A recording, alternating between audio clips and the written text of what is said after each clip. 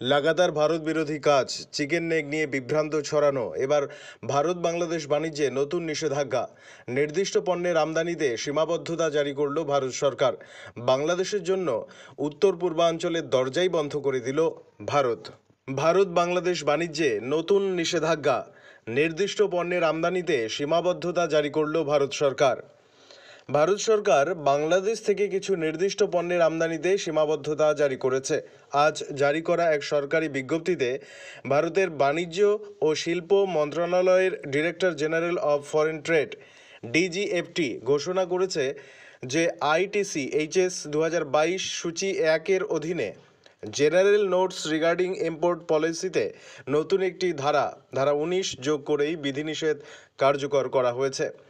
নিষিদ্ধ পণ্যের তালিকাতে রয়েছে রেডিমেড গার্মেন্টস, বাংলাদেশে তৈরি সব প্রস্তুত পোশাক কেবলমাত্র নাভা, সেভা এবং কলকাতা সমুদ্র বন্দর দিয়ে আমদানি করা যাবে। কোনো স্থলবন্দর দিয়ে এদের আমদানি সম্পূর্ণভাবে নিষিদ্ধ।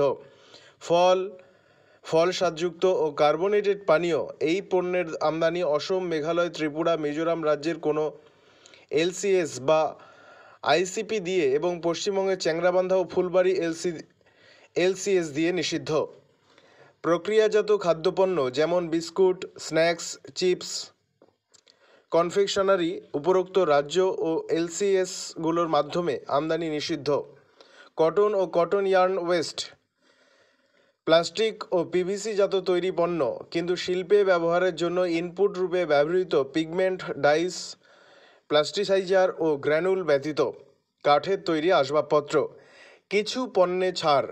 এই নিষেধাজ্ঞা মাছ, এলপিজি, ভোজ্য তেল, পাথর চূর্ণের উপর প্রযোজ্য নয়। একই সঙ্গে এই বিধিনিষেধ বাংলাদেশ থেকে নেপাল, ভুটানের ট্রানজিট হিসাবে যাওয়া পণ্যের উপর প্রযোজ্য নয়।